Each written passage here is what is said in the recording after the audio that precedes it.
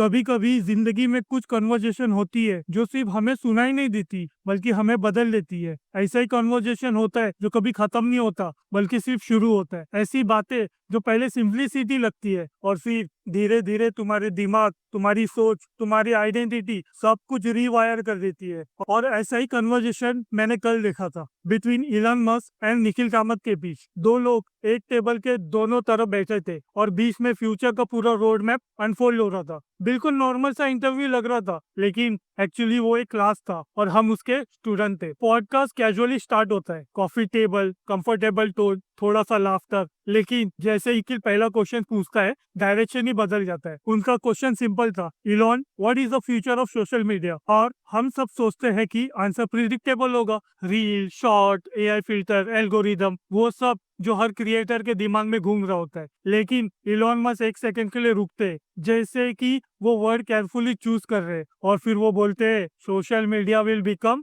The collective consciousness of humanity. मैं उस moment पे सीरियसली पॉज बटन दबा देता हूँ, क्योंकि एक सेंटेंस ने पूरा पर्सपेक्टिव शिफ्ट कर दिया। और आज हम सोशल मीडिया को टाइम पास समझते हैं। हम सोचते हैं कि ये एक एंटरटेनमेंट प्लेटफॉर्म है, हम सोचते हैं कि ये सिर्फ अटेंशन का गेम है। लेकिन जिस इंसान ने रॉकेट स्पेस में भेज दी, जिसने नासा को बेकार कर दिया, जिसने टेस्ला के थ्रू ऑटोमोबाइल इंडस्ट्री को हिला दिया, वो बोल रहा है कि social media is the operating system of future. और वो सिंपल लैंग्वेज में समझाता है। वो कहते हैं कि आने वाला वक्त कम्युनिकेशन रियल टाइम होगा। तुम हिंदी में बोलोगे, कोई यूएस में इंग्लिश में सुनेगा। तुम गुजराती में जवाब दोगे, कोई जापान में जापानीज में सुनेगा। लैंग्वेज बैरियर नाम की चीज खत्म हो चुकी होगी। एआई जो है वो real time translation public usage के लिए हो चुका है। दोस्तों, आज भी अगर तुम यूट्यूब वीडियो ट्रांसलेट करते हो तो रियल टाइम वॉइस क्लोनिंग होती है, लैंग्वेज स्वैप होता है। कल को ये लाइव कॉल और लाइव वीडियो पे होगा। सोचो, दुनिया के सारे ब्रेन एक साथ कनेक्टेड हो जाएंगे, सारे आइडिया इंस्टेंटली एक्सचेंज होगा, सारा नॉलेज इंस्टेंटली शेयर होगा। फिर पावर किसके हाथ में होगी? इंफॉर्मेशन के पास, कनेक्शन के पास, क्रिएटर के पास। और इसी कलेक्टिव कॉन्शियसनेस का मीनिंग इलन मस्क खुद एक्सप्लेन करते, the world is becoming a single room. दोस्तों, आपके हाथ में जो मोबाइल फोन है वो सिर्फ कम्युनिकेशन डिवाइस नहीं है, वो आपका पासपोर्ट है, वो आपका क्लासरूम है, वो आपका स्टूडियो है, वही आपका प्रिंटिंग प्रेस है, वही आपका ब्रॉडकास्टिंग चैनल है, वही आपका सुपर पावर है। आज आप एक मैसेज लिख के 10 लोगों को भेज सकते हो, कल तुम एक आइडिया लाइव बोलकर पूरी प्लेनेट तक पहुंच सकते हो। अब सोचो, अगर दुनिया में एक डिजिटल रूम बन जाए तो कौन सरवाइव करेगा? जो स्पीक करता है या चुप रहता है, जो क्रिएट करता है या फिर देखकर स्क्रॉल करता है, जो बिल्ड करता है या फिर सिर्फ कंज्यूम करता है? मैं तुम्हें जेन्युइनली पूछ रहा हूँ, तुम किसके साइड हो? तुम क्या कर रहे हो अपने लाइफ के साथ? तुम बोल रहे हो या चुप हो? तुम बना रहे हो या सिर्फ देख रहे हो? अगर कोई तुम्हारे दिमाग के अंदर कैमरा लगाए तो क्या रिकॉर्ड होगा? क्रिएशन या कंजम्पशन, प्रोडक्शन या स्क्रोलिंग? इलॉन मस्क कहते हैं, people fail because they consume more than they create. और सच यही है दोस्तों, हम सब इसी बात से अनकंफर्टेबल हो जाते हैं, क्योंकि हम जानते हैं कि हम गिल्टी है। हम दिन भर फोन चलाते हैं लेकिन कुछ बनाते नहीं। हम टाइम पास करते लेकिन बिलीफ ये नहीं रखते कि हम विनर बनेंगे। हम मोटिवेशन वीडियो तो देखते लेकिन खुद को कुछ नहीं बनाते। हम दूसरों को क्रिटिसाइज तो करते लेकिन खुद को बिल्ड नहीं करते। और फिर हम बोलते अपॉर्चुनिटी नहीं है, चांस नहीं मिल रहा, सपोर्ट नहीं मिल रहा, आइडिया नहीं आ रहा। लेकिन सच क्या है? अपॉर्चुनिटी नहीं, इनिशिएटिव मिसिंग है। तो मैं तुमसे फिर से पूछता हूँ, विल यू स्पीक और will you stay silent? Will you build और will you scroll? Will you lead और will you follow? Will you start और विल यू ऑलवेज वेट? दोस्तों, अगर सिर्फ तुम कंज्यूम करते रहोगे, तुम फॉलोवर हो। अगर तुम क्रिएट करते हो तो तुम लीडर हो। अगर तुम बिल्ड करते हो तो तुम फ्यूचर हो। अगर तुम वेट करते हो तो तुम ऑलरेडी लूज कर चुके हो। फिर दोस्तों, ये जो कन्वर्जेशन है वो एआई पर चले जाती है। निखिल कामत पूछते हैं इलॉन मस्क से, do you think AI will replace job? और दोस्तों, हम क्या एक्सपेक्ट करते हैं कि इलॉन मस्क जो है वो पॉलिटिकली करेक्ट आंसर देगा, like no no little change, don't worry, new job will come. But without blinking Elon Musk बोलते हैं, in less than 20 year working will be optional. और मैं जब ये वीडियो देख रहा था, मैं सोच रहा था, ऑप्शनल, कंपल्सरी नहीं, नेसेसरी नहीं, काम जो आज आइडेंटिटी है वो कल हॉबी बन जाएगी। और फिर इलॉन मस्क जो है वो रीजन एक्सप्लेन करते हैं, एआई प्लस रोबोटिक हर इंडस्ट्री को डिस्टर्ब करने वाला है, चाहे वो मैन्युफैक्चरिंग हो, लॉजिस्टिक हो, कोडिंग हो, एनालिसिस हो, डिजाइन हो, कस्टमर सपोर्ट हो, सब ऑटोमेट होने वाला है। दुनिया में गुड्स एंड सर्विस इतने चीप और अबेंडन हो जाएंगे कि सर्वाइवल का जो स्ट्रगल है वो ऑलमोस्ट जीरो हो जाएगा। दोस्तों सोच के देखिए, जो काम 100 लोगों का लगता था कल एक रोबोट कर देगा। जो सर्विस आज महंगी है कल सस्ती हो जाएगी। जो प्रोडक्ट आज लग्जरी है कल वो बेसिक हो जाएगा। अगर अर्निंग और सर्वाइवल प्रॉब्लम ही नहीं रहेगा तो कंपटीशन किस चीज का होगा? मीनिंग का, पर्पस का, आइडेंटिटी का, क्रिएटिविटी का। ह्यूमन एडवांटेज क्या बच जाएगा? ओरिजिनिटी, थॉट, टेस्ट, जजमेंट, आइडिया। और फिर दोस्तों इलॉन मस्क एक लाइन बोलते हैं जो फ्यूचर का थीसियस लगती है, जॉब वोंट डिसअपियर, तो concept of job will change. आज जॉब मतलब नेसेसिटी, कल जॉब मतलब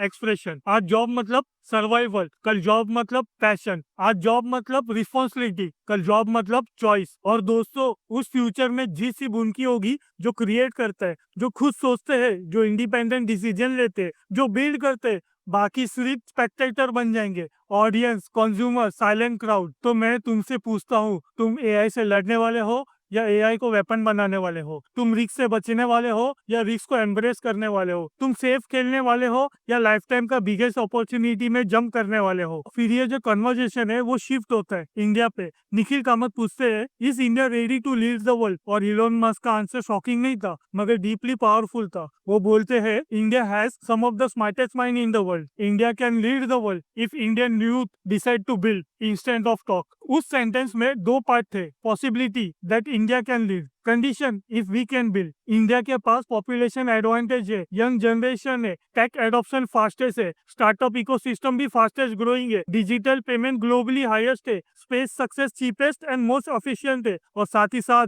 एआई एडॉप्शन भी हमारा फास्ट है। लेकिन हमारी प्रॉब्लम टैलेंट की शॉर्टेज नहीं है, एग्जीक्यूशन की शॉर्टेज है। हम आइडिया तो बनाते हैं पर एग्जीक्यूट नहीं कर पाते। हम प्लानिंग में एक्सपर्ट तो है पर डूइंग में वीक है। हम डिस्कस बहुत करते हैं पर बिल्ड नहीं करते। तो मैं आपसे जनरली पूछता हूँ, तुम क्या कर रहे हो? तुम वेट कर रहे हो या कोई तुम्हें परमिशन देगा? तुम एक्सपेक्ट कर रहे हो या कोई तुम्हें पुश करेगा? कब स्टार्ट करोगे? कब तक सोचोगे? इंडिया के लिए ये गोल्डन ईरा है, ग्लोबल मार्केट ओपन है, एआई सबके लिए इक्वल प्लेग्राउंड है। एक लैपटॉप और इंटरनेट से तुम दुनिया को सर्व कर सकते हो। आप किसी भी शहर, किसी भी घर, किसी भी कास्ट, किसी भी कॉलेज के प्रिजनर नहीं हो, बस तुम्हारा डिसीजन ही तुम्हें डिसाइड करता है। और दोस्तों आप शायद सोच रहे होगे, how do I start building, where do I begin, what should I do? मेरे पास तो कोई परफेक्ट आंसर नहीं है बट एक ट्रूथफुल आंसर है, start small, start messy, start scared but start. फिर दोस्तों स्टारलिंक की बात होती है। इलोन मस्क एक्सप्लेन करते हैं कि सैटेलाइट इंटरनेट से सिर्फ टेक्नोलॉजी नहीं,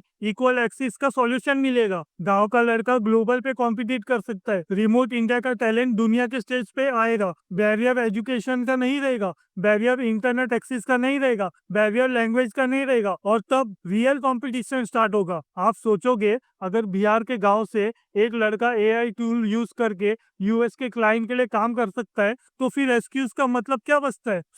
मैं आपसे फिर से पूछता हूँ, इंटरनेट आपके लिए एंटरटेनमेंट है या अपॉर्चुनिटी है? फोन आपके लिए टूल है या एडिक्शन है? टाइम तुम्हारे कंट्रोल में है या तुम टाइम के कंट्रोल में हो? फिर बात एजुकेशन पे आती है। निखिल कहते हैं कि इंडिया में डिग्री को सक्सेस का टिकट समझा जाता है, और इलॉन जो है वो क्वाइटली बोलते हैं, college is not necessary, curiosity is. Degree जो है ना वो लाइफ को सिर्फ स्ट्रक्चर दे सकती है बट क्यूरियोसिटी लाइफ को डायरेक्शन दे सकती है। डिग्री जो है वो बस आपको जॉब दे सकती है, लेकिन क्यूरियोसिटी जो है वो इन्वेंशन देती है। डिग्री लिमिट करती है पर क्यूरियोसिटी जो है वो एक्सपांड करती है। फिर तुम ही सोचो, तुम सीखने के लिए पढ़ रहे हो या फिर पासिंग के लिए पढ़ रहे हो? तुम क्वेश्चन पूछ रहे हो या नोट याद कर रहे हो? तुम एक्सप्लोरेशन कर रहे हो या सिलेबस को फॉलो कर रहे हो? फ्यूचर में रिवॉर्ड सर्टिफिकेट से नहीं, स्किल को मिलेगा। और बेस्ट स्किल किसके पास होता है? उनके पास जो सीखना स्टॉप नहीं करते। और फिर दोस्तों ये जो कन्वर्जेशन है वो वेरी डीप टर्निंग पॉइंट लेता है। निखिल बोलते हैं कि उनके पास कोई बच्चे नहीं है, और इलॉन मस्क जो है